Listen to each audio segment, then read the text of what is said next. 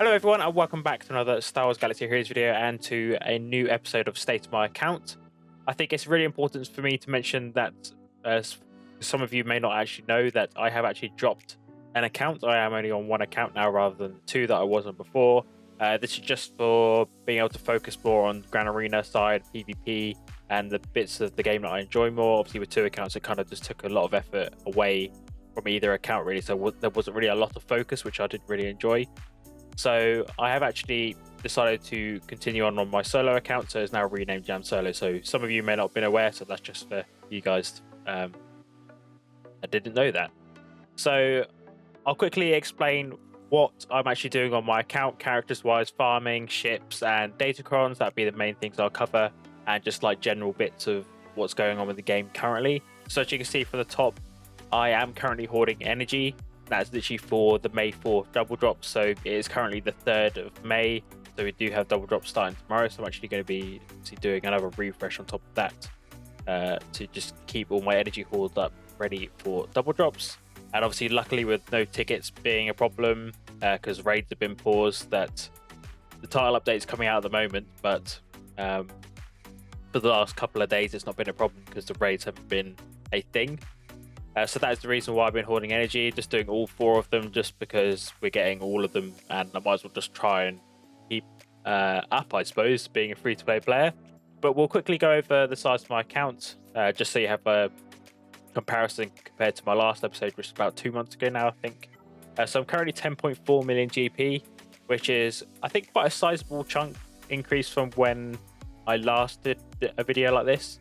I think we were around the 10.2 mark last time. I can't remember, but I think we've had a couple of ships and things that definitely increased the GP by quite a significant amount. And then for characters wise, this is currently what I have on my farm list. So most of them are on here for Datacron purposes, and there are a couple that I'm just doing for relic upgrades for like critical attackers like Dark Trooper, for example. As you can see there, he's relic 5. I do want to take him to relic 7. But there's a lot of things up in the air at the moment. We're kind of just waiting to see what's happening with Leviathan and the new raid, and obviously waiting to see how good Kestis' new character is and all the marquees for that. We did just get Saw Gerrera's kit recently, and he does look really good for a second Rebel Fighters team, so that should be really interesting to see whether he has the same sort of viability as Tarful does at a low gear level. Should be really good if he does, obviously for players like me, and maybe for a lot of you as well, that are looking for those really impactful marquee characters like Tarful is for Wookiees if you have a couple of Wookiees developed. So quickly, just to go over the rest of the list of why they are there. Obviously, Ben Solo's there because of his Datacron, but we're still up in the air about whether Ben Solo's Datacron is actually any good compared to the Resistance Datacrons from the previous set. So that I was kind of just holding off on that one just in case. Obviously, the last set is actually better, so I don't really want to waste 2 relic upgrades on Ben, even though he'd probably be very good at relic 7, just so I can put them elsewhere on like Dark Trooper, for example. Sortie and T3 have been there for quite a while on my favourites list. I am still thinking about taking Sortie up to relic 7 for Datacron, but I don't really feel like I should do. The team itself isn't actually that great. It could easily be beaten by Bad Batch. The only reason you would want to do it is to stick her in a race squad or something that's with droids, GG for example, just to be really annoying with spare parts. T3 is just kind of one of those lifter units for the squad. Would need him at relic 5 to actually use the Datacron if I was using a Sortie team. But I mean, it's kind of maybe worth actually putting Sortie up there because she is a very good character and her team is very good. I mean, it just has hard counters, but if you could put it like a trap wall in the back wall, it can actually get you some decent holes. But obviously the whole team does require some relic investment because other than Sortie's team, they don't really get used a lot elsewhere, especially Team 3. Visas is in here because I need to lift her up to relic 5, ready for the 5v5 season for my Starkiller squad, because I do have Maracron. So unfortunately that means I do need to take Visas up a couple more relics in order to be able to actually still use her in that team and use the Datacron. Then here's the thing with the characters that I'm currently farming at the moment and the ones that I'm unsure about. So I do have a Gear 12 7-star Tusken Warrior. Luckily there wasn't a Cantina though, so I was able to farm that up really quickly, and we were able to just obviously take her straight to gear 12. And I'm not taking her to gear 13 yet, just because I feel like it's kind of a waste, in that I might as well wait for Tusken Chieftain to get to gear 12, and then I can just do both at the same time, and then hopefully do Tusken Shaman as well. Just get a full Relic Tusken squad ready for the new raid. And I imagine that CG are going to make Tuskens kind of the new Inquisitors that we had with the last few months, where they just had a lot of galactic challenges and lots of feats in Conquest and all that sort of thing. I just feel like Tuskens are going to get a lot of love from CG in the game in terms of PvE events, at least. And also they still have very good use in PvP as well, beating a good variety of teams. Sorry, it's been not a very slow farm. I think I was still farming her in the last video, obviously just at a lower star level. I am almost at 7 stars, and she'll be going probably straight to relics as soon as she is 7 star, just because I really enjoy using the team, and obviously want to be using those resistance Datacrons where possible, just so I can use her against like actually even against some Galactic Legends, because I know she could beat Jabra and things. Thatcher is in here because I do have Jawas, the other Jawas at Relic 5, apart from Jawa who's at Relic 3. So I think my guild for the first Krayt Dragon raid are probably going to try the Relic 3 raid, so I could actually take up Thatcher to Relic 3 if I really needed to, in order to actually run a full Jawas team, obviously depending on how impactful they are. So that's why he's on the favourites list, just waiting and seeing basically. Then the Tusken Chieftain, like I mentioned, just still farming him up. Obviously a very slow farm, being a hard node farm. Tusken Shaman I mentioned is ready already. Just say, just go alongside the other Tuskens, just waiting. Tarfor has been one that I'm very tempted to relic up, because he does have very good low star viability, because he's a support character mainly, so he's just really there. As long as he doesn't get hit at low star levels, you'll be fine. And looking at Arnold's footage, he was actually performing really well. And the whole reason I would like to do this is because I actually have a decent amount of Wookiees that aren't really being used elsewhere.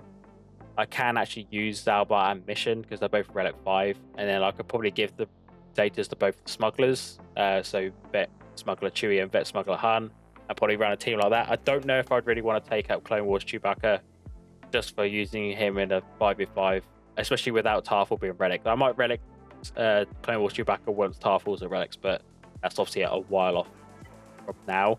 Then regarding Third Sister, my guild is quite far still. We didn't really have a very good start with our Reaver shards, but now we're closing on the 40 shard mark now. Well, 40 Grand Inquisitors, we should be getting about 35 hopefully for this next TV. And that's more or less what I'm doing characters wise. A lot of like I mentioned, a lot of things in terms of like my gear and my hoard is all based on requirements for the Leviathan and how good Cal Kestis is going to be, and just a lot of things are just up in the air at the moment. I don't really know what is going to be the plan, but I do think Tuskens are going to be kings for quite a while in the game. Next up we have ships. Nothing's really changed compared to last time. Obviously I haven't really spent any crystals or profanity. I'm still just farming 10 shards a month when the event comes around. And conquest wise, I'm doing max Krayt as I always have done. So I've got 110 shards for Malgus's ship. I do think this is the first time a ship has been unlocked at 7 star. I do believe that Scythe, I think Scythe was a 7 star unlock as well, actually. Yeah, he was, because obviously we all got stuck behind the unlock, didn't we, for a couple of TVs. But I know that Razor Crest and Interceptor are both 5 star unlocks, but they obviously decided that with Leviathan coming out, they're just going to give it a 7 star, which probably makes the most sense. And I imagine that we'll probably get Leviathan and the event for that around the same time that this conquest period will end, because I don't really see why they would launch a ship without Malgus's ship if that's going to play a massive component in that. So that really doesn't make any sense, but obviously it's just a waiting game to see what happens there. So that is basically my ships, nothing really too special, everything else is maxed.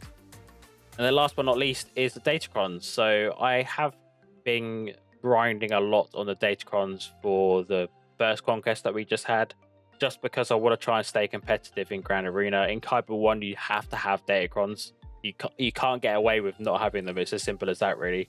It's unfortunate the way that it is, but it is really frustrating, essentially, having to spend a lot of time and energy farming Datacrons, especially when we can't sim them in Conquest. I do feel like that should be a thing in Conquest, just allow us to sim the Datacron nodes and just have them not count towards anything.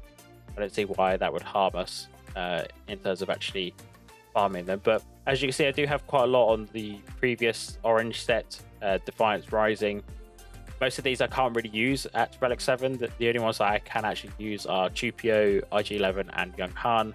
Rostico, Finn, and Salty are all less than Relic 7, so most of those Datacrons are used for stat purposes, and then we just have a couple of others like level 8s and level 6s built up just for extra stats. I would actually quite like to get them a bit higher, but I don't really see the point of doing too much investment with this set now, considering it expires in a month's time. So obviously a lot of my focus is going on the new set. So for the first conquest, we've actually done quite well.